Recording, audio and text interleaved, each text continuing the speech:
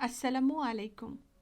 নিয়ে এসেছি আজকে একটি পারফেক্ট ক্রিস্পি আর জুসি ইনস্ট্যান্ট জিলাপির রেসিপি। এই রেসিপিটা ফলো করে যে কেউই পারফেক্ট জিলাপি বানাতে পারবেন। আশা করি আপনারা কেউ নিরাশ হবেন না। আমি বলতে পারি এই রেসিপিটি হচ্ছে নো ফেল জিলাপি রেসিপি। আমার চ্যানেলে আরও ৩-৪টি জিলাপির রেসিপি আছে। লিঙ্কগুলো ডেসক্রিপশন বক্সে দেওয়া থাকবে, চাইলে দেখে নিতে পারেন। জিলাপির জন্য প্রথমে বানিয়ে নিচ্ছি শিরা। চুলায় একটি প্যানে রেখে ১.৫ কাপ চিনি দিয়ে দিলাম। ৩-৪টি ক্রাশ করা এলাচ দিয়ে দিচ্ছি। দিচ্ছি এখানে ২ কাপ পানি।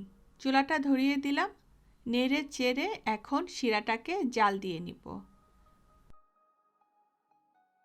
আজকে শিরাটার মধ্যে আমি কোনো তার করব না, শিরাটা জাস্ট ঘন করে নিব।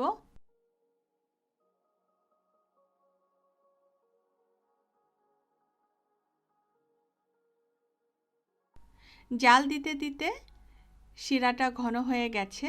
আপনি একটু হাতে নিয়ে চেক করে দেখতে পারেন, যেমনটা এখানে আমি দেখছি। দেখুন, এর মধ্যে কোনো তার নেই। জাস্ট আমি হাত দিয়ে ধরলে একটা ঘন আঠালো ভাব বোঝা যাচ্ছে। এই যে এরকমটা। জিলাপি শিরাটা আমি এইভাবে তৈরি করে নিয়েছি।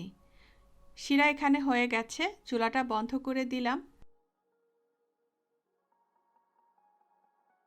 আধা চা চামচ লেবুর রস দিয়ে দিচ্ছি, যাতে শিরাটা ঠান্ডা হয়ে আবার দানা দানা না হয়ে যায় চিনির।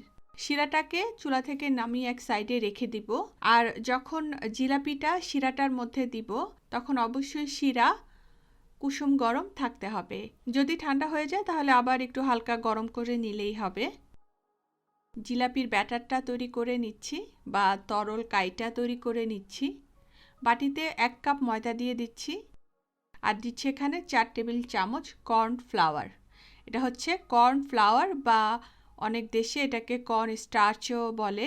অবশ্যই কর্নফ্লাওয়ারটা দিবেন। যদি কর্নফ্লাওয়ার না থাকে তাহলে এর বদলে আপনারা বেসনও দিতে পারেন, তবে এই রেসিপিটার জন্য কর্নফ্লাওয়ারটা দেওয়ার চেষ্টা করবেন।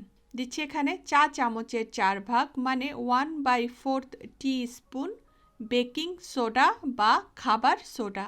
আবারও বলছি, এটা বেকিং পাউডার না, এটা হচ্ছে খাবার সোডা। আধা চা চামচের মতো খাবারের রং দিয়ে দিলাম। রংটা অপশনাল, আপনারা দিলে দিবেন, না দিলেও চলবে। আমার কাছে জিলাপি একটু কালারফুল খেতেই ভালো লাগে। শুকনো উপকরণগুলো মিশিয়ে নিচ্ছি। দিয়ে দিচ্ছি এর মধ্যে 4 টেবিল চামচ টক দই। এখন এর মধ্যে অল্প অল্প করে রুম টেম্পারেচারে রাখা পানি দিয়ে দিচ্ছি। পানি আমি কতটুকু দিয়েছি সেটা পরে বলে দিচ্ছি। অল্প অল্প করে পানি দিব, আর এই যে এরকম এক বিটার দিয়ে বা হ্যান্ড হুইস্কে দিয়ে ভালো করে মিশিয়ে নিব বা বিট করে নিব।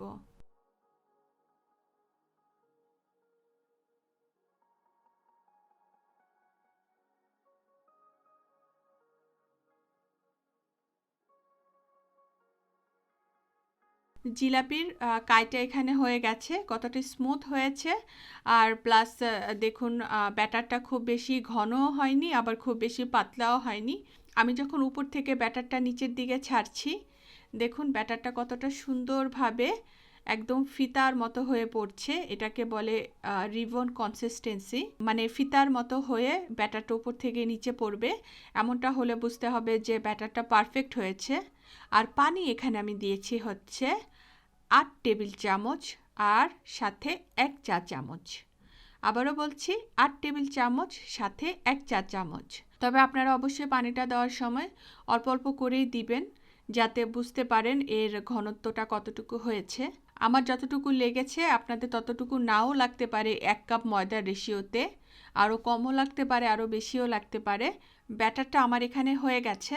১৫ মিনিটের জন্য ব্যাটারটাকে এক জায়গায় রেখে দিব একটু রেস্ট হওয়ার জন্য। ১৫ মিনিট পরে ব্যাটার তো এখানে তৈরি। আমি এখন জিলাপির আকার দিয়ে দিব। এখন বাজারে জিলাপি বানানোর এই যে এরকম বোতলই কিনতে পাওয়া যায়, বা আপনারা চাইলে ক্যাচাপের বোতলও ইউজ করতে পারেন, বা এই যে এরকম আইসিং ব্যাগকে কেটে নিয়েও আপনারা জিলাপির প্যাচ দিতে পারেন, বা আইসিং ব্যাগের মধ্যে এই যে এরকম নজেল দিয়েও আপনারা কিন্তু জিলাপিটা বানিয়ে নিতে পারেন।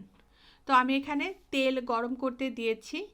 তেলের পরিমাণটা দেখুন, খুব একটা বেশি নেইনি, এতটুকু পরিমাণ নিয়েছি যাতে ভেসে থাকতে পারে জিলাপিগুলো। আর হচ্ছে তেলটা আমি গরম করে নিয়েছি মিডিয়াম আঁচে থেকে একটু কমে। এই আঁচে গরম করে নিয়েছি আর এই আঁচেই জিলাপিগুলোকে বানিয়ে নিব। তেলটা এখানে গরম হয়ে গেছে, এখন আমি আমার সাধ্য মতো যতটুকু পারছি জিলাপির প্যাচ দিয়ে নিচ্ছি। তবে আমি এখন একটু বেশি বানাই জিলাপি, তো আগের তুলনায় এখন আমার জিলাপি কিন্তু অতটা খারাপ হয় না। জিলাপিগুলোকে এপাশ ওপাশ করে ক্রিস্পি করে ভেজে নিব। আপনারা জিলাপিগুলো হয়েছে কিনা, মানে শক্ত হয়েছে কিনা সেটা তো ধরলেই বুঝতে পারবেন যখন চামচে দিয়ে বা এই যে এরকম কাঁটা চামচে দিয়ে ধরবেন। আমার এখানে এই যে এই জিলাপির ব্যাচটা হয়ে গেছে, আমি উঠিয়ে নিচ্ছি। আর উঠিয়েই সরাসরি এই গরম জিলাপিটা দিয়ে দিলাম কুসুম গরম শিরাতে। জিলাপিটা শিরার মধ্যে 40 থেকে 50 সেকেন্ডের মতো ভিজিয়ে রাখবো এপাশ ওপাশ করে। এভাবে করে এক ব্যাচ করে জিলাপি ভেজে নিয়ে এরপর শিরাতে চুবিয়ে উঠিয়ে রাখতে হবে।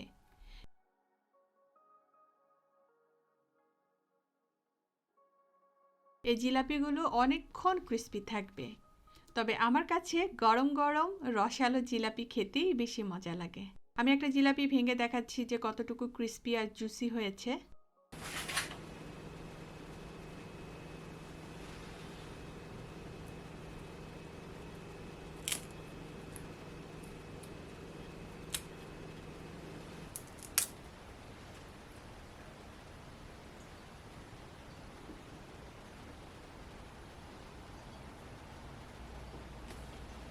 ইনস্ট্যান্ট ক্রিস্পি জুসি জিলাপি রেসিপিটি শেষ হয়ে গেল। আশা করব আপনাদের ভালো লাগবে। আর কোনো কিছু জানার থাকলে প্রশ্ন করবেন, চেষ্টা করব উত্তর দেওয়ার। ভালো থাকবেন সবাই। আল্লাহ হাফেজ।